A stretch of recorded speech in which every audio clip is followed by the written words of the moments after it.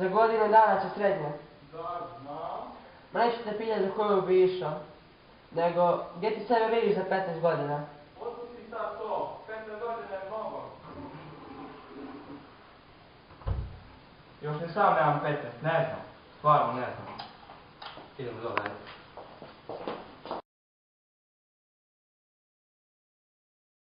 Slučaj broj 52. Kristijan Barčić, osumnjičenik za ratni zločin u Ukrajini. Tužitelj Arsenij Porošenko ima pravo iznijeti svoju tužbu i ispitati osumnjičenika. Hvala.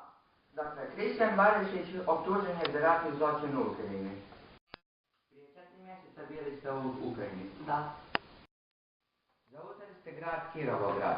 Ne znam. Kako ne znate? Pa nismo imali kartu, išli smo kroz šumu, samo ravno. Dobro, nije bitno. Ali vi ste kao vojska priznate države ubili pripadnika Plavog mača. Nisam ga ubio. Vojnik je mrtav već 4 mjeseca! Ali... Dobro, sve sam čuo. Odvjetniče Mateo, možete ispitati klijenta. Hvala, dobro. Znači, vi svjedočite da niste ubili tog vojnika. Tako je. Vjerujem vam.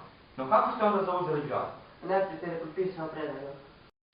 Teroristi grublji od onih džihadista prije 15 godina su se predali. Da, ostali su bez strelja.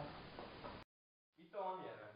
Časni sude, to bi značilo da je nakon predaje terorist od sramote izvršio samoubojstvo. Primljeno u zapisnik. Tužitelj može odgovoriti na taj zaključak. Hvala. Gospodine Kristijan, ja vam ne vjerujem. Lagati, a i ubijati se ne smije.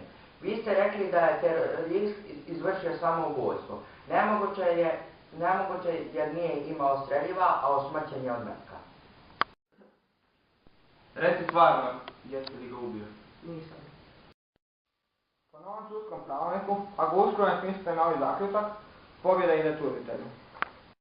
Hvala, čekamo.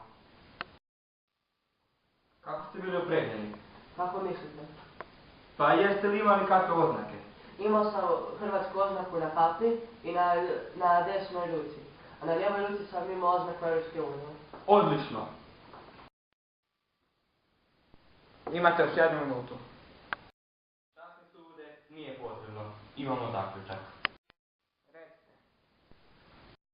Hrvatska, kao član Europske unije, ima pravo biti u novoj vojsci Europske unije. U ratu smije imati svoje oznake, ali ako ima oznake Europske unije, onda se za sve postupke tereti Europska unija. Moj klijent, Kristijan, u ovoj akciji imao, citiram, na lijevoj ruci zastava Europske unije, baš ovako kako je na zidu. Kada vojnik ima obilježje Europske unije na ruci, to znači da je zapovjed došla iz glavnog stožera Europske unije. Kristijan nam se oslobađa krivnja, te ima pravo biti slobodan. Slučaj pobjedila Hrvatska. Slučaj završen.